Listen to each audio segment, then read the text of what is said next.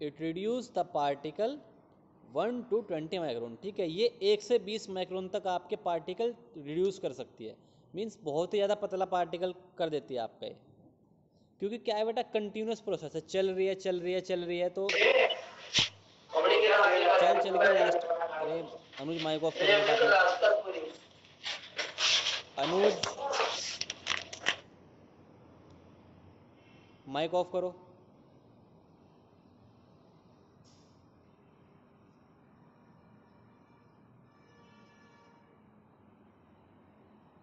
Next लिखो use.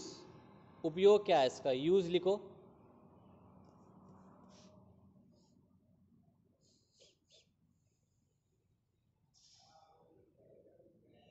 लिखो it is used, it is used to grind, GRIND, grind. It is used to grind heat sensitive material, HEAT, heat sensitive material, HEAT, heat sensitive, SENSITIVE,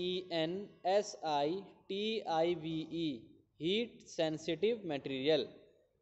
ठीक है, और सब चीज़ में क्या था बेटा, वहाँ पे मोटर वर्क कर रहा था या कोई मशीन काम कर रही थी, तो उससे मैंने क्या बताया था, क्या होता है थोड़ी देर बाद गर्म होने लगती है चीज़। ठीक है, तो हो सकता है कुछ आपके ऐसे मटेरियल हो जो हीट से दिक्कत आती है जिनको। ठीक है, क्योंकि मोटर या कुछ भी चीज़ गर्म होगी तो हीट जनरेट होगी। यहाँ क्या है, यहाँ तो आप हवा पास करा रहे हो। ठीक है, तो यहाँ पे हीट जनरेट आपकी नहीं होगी। ठीक है, तो हीट जनरेट नहीं होगी तो ये क्या करेगा, हीट सेंसिटिव मटेरियल को भी आपको रिड्यूस कर देगा। ये इसका यूज़ है। ठीक है, ठीक है बेटा, आपकी ये यूनिट ख़त्म हो गई है। कौन सी, साइज़ रिडक्शन। एक बार हम देख लेते हैं हल्का सा, कुछ बच्चे नए भी हैं तो हल्का सा समझ में आ जाएगा, क्योंकि नोट्स आपको मिलने वाले हैं अभी थोड़ी देर बाद। ठीक है, तो देखो साइज़ रिडक्शन होता क्या है। साइज़ रिडक्शन होता है हमारा बड़े पार्टिकल को छोटे पार्टिकल में तोड़ना, होता है हमारा साइज़ रिडक्शन। ठीक है, इसकी इंपॉर्टेंस क्या थी, अब आपको सबको पता लग गई होगी कि इसकी महत्वता क्या है। ठीक है, इसकी इंपॉर्टेंस क्या है, क्यों हम साइज रिड्यूस करते हैं। तो क्यों करते हैं, देखो बेटा, जो बड़ा पार्टिकल होगा उसको घोलने में बहुत दिक्कत आती है। ठीक है, इट मीन्स सोल्यूबिलिटी, तो ड्रग की सोल्यूबिलिटी बढ़ती है, किससे, साइज रिडक्शन से। ठीक है, उसके बाद क्या देखा था, एब्जॉर्प्शन, बड़ा पार्टिकल आपको पचाने में भी दिक्कत आएगी एज कंपेयर टू छोटा पार्टिकल। रोटी आप छोटे छोटे टुकड़ों में खाते हो, बट पूरी रोटी एकदम थोड़े खा लेते हो, नहीं ना, तो उसी तरह। ठीक है, और भी लिखी थी हमने, देख लेना। ठीक है, उसके बाद देखे थे हमने वो कौन कौन से हमारे फैक्टर हैं, वो कौन कौन से हमारे फैक्टर हैं, वो कौन कौन से हमारे अवरोध हैं जिनके कारण हमारा साइज रिडक्शन दिक्कत करता है। ठीक है, या जो साइज रिडक्शन में हमारे दिक्कत करते हैं। तो सबसे पहले चीज़ क्या थी, हार्डनेस। जो मटेरियल जितना ज़्यादा हार्ड होगा, जितना ज़्यादा ठोस होगा, आपको उसको तोड़ने में उतनी ज़्यादा दिक्कत आएगी। ठीक है, तो उसका साइज रिड्यूस करने में उतनी आपको दिक्कत आएगी। दूसरी चीज़ क्या आती है, टफनेस। टफनेस क्या आता, एक आपके पास ऐसा मटेरियल जो बहुत सॉफ्ट है, सॉफ्ट तो बहुत है बट लचीला है। ठीक है, जैसे आप अपनी सैंडा फ्रेश च्युइंगम वगैरह खाते हैं, ठीक है, होती तो बहुत सॉफ्ट है, बट उसको आप देखो, आप उसको कभी तोड़ के देखना, टूटती है नहीं, वो खींचती रहती है। तो मीन्स ऐसा मटेरियल टूटने में दिक्कत आती है एज कंपेयर टू ऐसे मटेरियल के जो हार्ड है बट ब्रिटिल है। ठीक है, ठोस है पर थोड़ा भुरभुरा है, जैसे आपका कंच होता है। कंच आपका हार्ड होता है तो आपको दिखेगा कि ये तो टूटेगा नहीं, बट अगर आप तोड़ोगे तो कंच एकदम टूट जाता है। ठीक है, तो उसको बोलते हैं टफनेस, कि ऐसा मटेरियल जो आपका सॉफ्ट है पर लचीला है, उसको तोड़ने में, आपको उसको रिड्यूस करने में ज़्यादा दिक्कत आएगी एज कंपेयर टू ऐसे मटेरियल के जो आपका ब्रिटिल है और हार्ड है। ठीक है, नेक्स्ट उसमें था स्टिकनेस। स्टिकनेस मतलब चिपचिपाहटपन। आपका मटेरियल अगर चिपचिपा है तो वो टूट ही नहीं पाएगा, वो साइज रिड्यूस नहीं कर पाएगा, छोटा छोटा नहीं हो पाएगा। ठीक है, उसके बाद क्या आता है, मॉइस्चर। अगर आपकी किसी चीज़ में मॉइस्चर आ गया, खुद सोचिए आप। ठीक है, आपको देखो, आपको एक चौक तोड़नी थी, आपको एक चौक छोटी करनी थी। ठीक है, बट क्या है, वो किसी ने पहले पानी में डाल दी और फिर आपको दे दी, तो वो क्या होगा, वो हल्की सी गिलगिली हो जाएगी, मेटली सी हो जाएगी, थोड़ी चिकनी सी है ना, वो टूटने में आपको दिक्कत आएगी। ठीक है, उसको साइज तोड़ने में आपको दिक्कत आएगी। तो ये था मॉइस्चर आपका। इसी तरह हमने और भी देखे थे। ठीक है। उसके बाद अब फिर हमने देखे थे मेथड कौन कौन से होते हैं आपके। तो मेथड होते हैं हमारे कटिंग, कंप्रेशन, इम्पैक्ट, एट्रिशन। और इम्पैक्ट और एट्रिशन दोनों मीन्स 5 टाइप होते हैं आपके।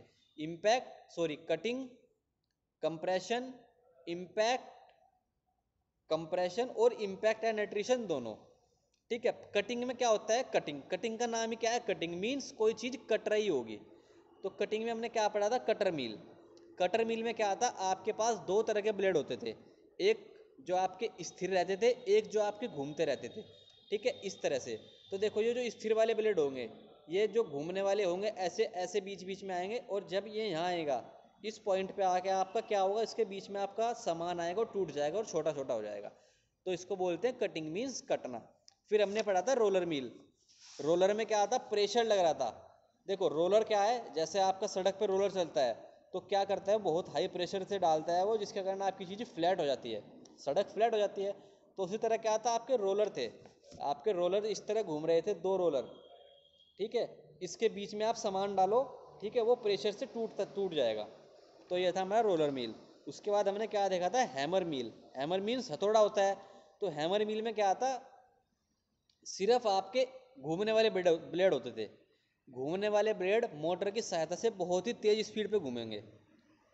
ठीक है, बहुत ही तेज स्पीड पे आपके मोटर पे ब्लेड घूमेंगे। ठीक है, उसके टकरा के आपका वो टूट जाएंगे और आपका सामान छोटा हो जाएगा। उसके बाद हमने क्या देखा था, डिसइंटीग्रेटर।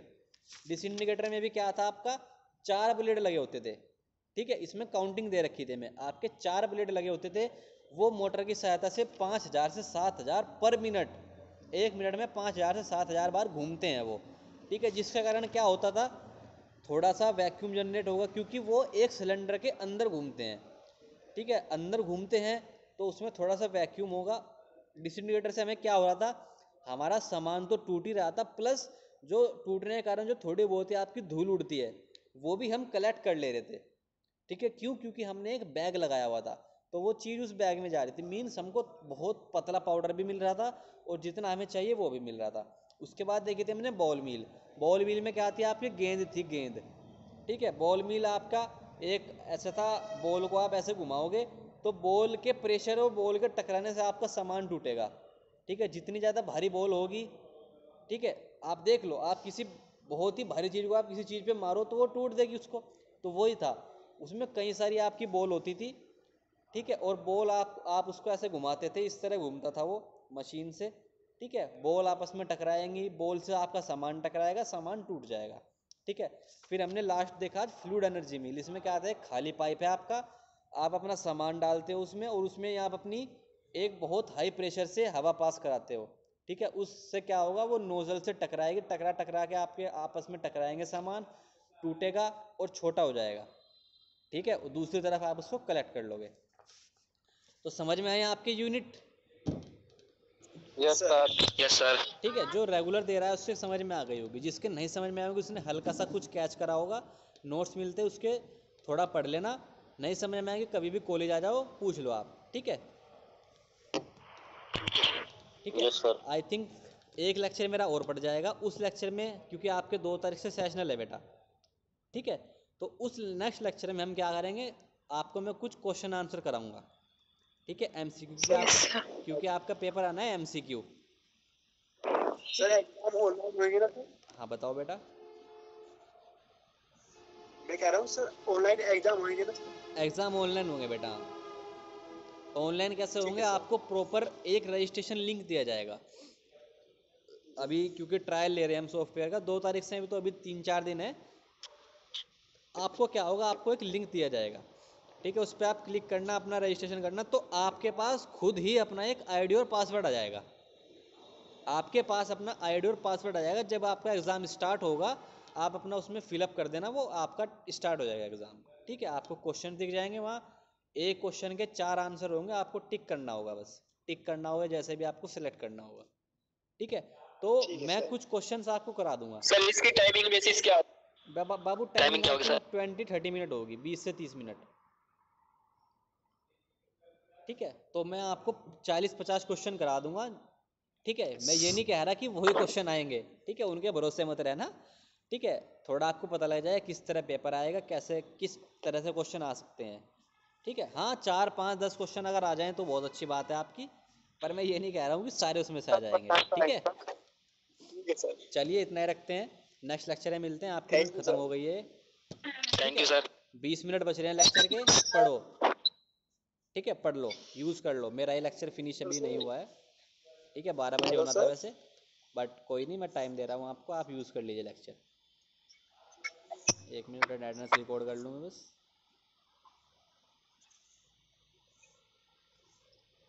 सर आपसे एक बात पूछनी थी सर। या श्योर, पूछिए। सर वेदा मैम क्लास नहीं ले रही है।